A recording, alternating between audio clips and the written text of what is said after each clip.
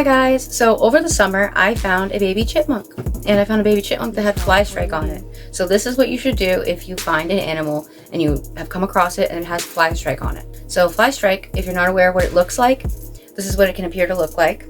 It's kind of like this white or yellow looking bead type rice grain maggot looking thing. You see those, this is what you immediately need to do. Resources, if you can find any around you that are available, any wildlife rehabilitators, anyone that is available within the first 24 hours. If you cannot find someone that is available to give them the services that they need, which is to take them in and remove those fly eggs and clean them off properly, if that is not done within the first 24 hours, it can wreak havoc. Immediately call someone who is trained and professionally able to give them the provided care that they need.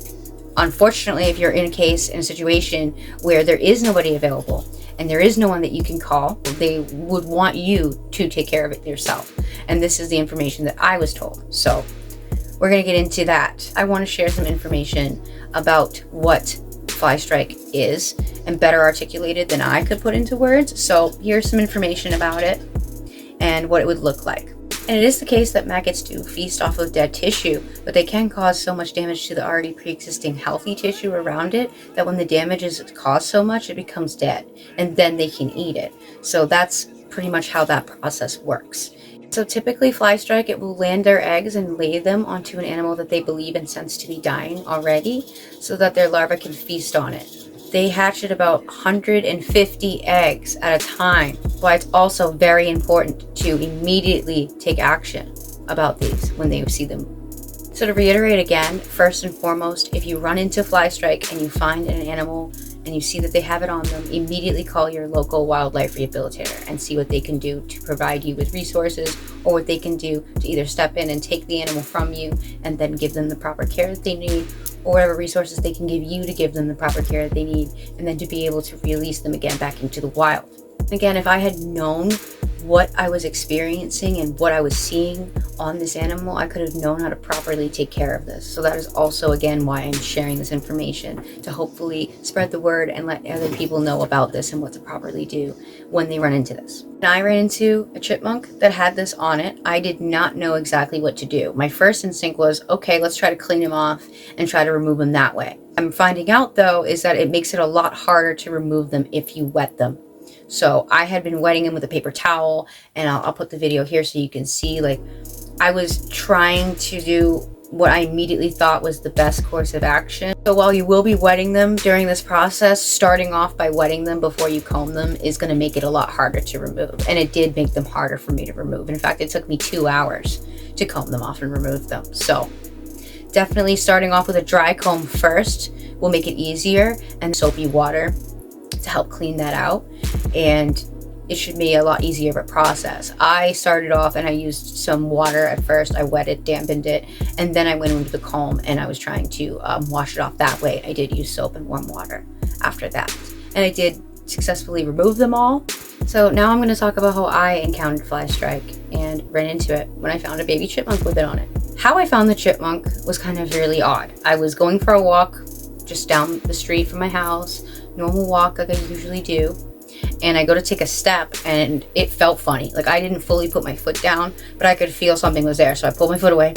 I looked down, there's a baby chipmunk right? So it's just hanging out on the side of the road. Exactly what to do right away, other than just kind of panic, which wasn't the best thing to do, but I did. I kind of panicked for a good 20 seconds, 30 seconds. I'm like, what do I do? What do I do? There's nobody around. It's just me and my boyfriend at the time walking down the road. Do with it. It's best to just leave it alone. I felt something strongly urging me, like, we can't leave this alone. This poor animal needs help. And I noticed there was some stuff on its back. I didn't know what it was. I was like, this looks gnarly. For my first reaction when I saw what was on its back, I did not assume that it was like maggots or anything like that. I thought that it had gotten hurt or like run over by a car or something. And that was like scars, or like, I couldn't see that close. And I got a better investigation of what was going on. Took off my sweatshirt, wrapped the little chipmunk up in the sweatshirt, brought it back to my house, made like a little box for me to put him in, put some stuff in there to try to keep him comfortable as best as I could, and then look up online what I should do. Making phone calls, because I was like, I can't keep a chipmunk in my greenhouse. We can't keep that. So I started researching, like, what do I do? I called my local wildlife rehabilitator, and they were not available in the area to come and help me. So they gave me some information, and I found more resources online. So I spent 2 hours combing him off, cleaning him off, drying him off, trying to make him as comfortable as possible. And for the first night, I was really concerned. I was like, I don't know if he's gonna make it the next day. It was hard for me to sleep that night. I'm not gonna lie, I really had a hard time sleeping. Woke up the next morning and he was moving around a lot better. He was dragging his whole back body the day prior, and then this next day he was kind of like wiggling it a bit more and kind of moving around.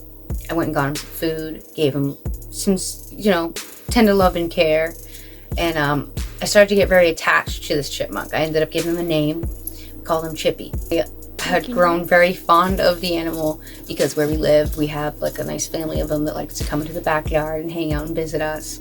So I just strongly loved chipmunks already. So having one this close and in so much pain, I just really wanted to help them as best as I could. And I spent days, me and my boyfriend collectively, we tried to find somewhere that could take him in and give him the proper treatment that I knew that I could not give. I knew that there was not the proper antibiotics or medical care or you name it. I don't have a facility to do that. I don't have the knowledge to do that. So I tried my best to find places I could take him in that were nearby. Not a single rehabilitation center had any availability for him. So I just tried my best for the days that we had together to try to give him the nourishment and see what I could do to help him out. The first 2 days after the Flystrike was removed, he seemed to be doing so much better that we thought that he's so close to being put back outside. Like, he's starting to eat normally and it's moving around. Like, we might have to just put him outside, because who knows if he just crawls out of this box and is just running around the house. Like, I was really under the impression that he was pulling through a lot better than I had realized the situation was actually. When we were going to get ready to go to bed, his breathing was just starting to get a bit more difficult. He was having issues breathing, and I could tell that there was something wrong. I still was putting in so much effort trying to find centers that could take him in, or anybody could give him some care that I knew I couldn't do. And unfortunately, my hands were tied. There was nothing I could do except be there for him and try to help him as best as I could. The very last day that we spent together, he was still having issues breathing, and he was not eating at all that night. And then the whole next day, he just was not trying to eat anything. I was trying to give him food, didn't want it. And we tried to bring him outside one last time. And then during that process of being outside, within the first 5 minutes, he was gone.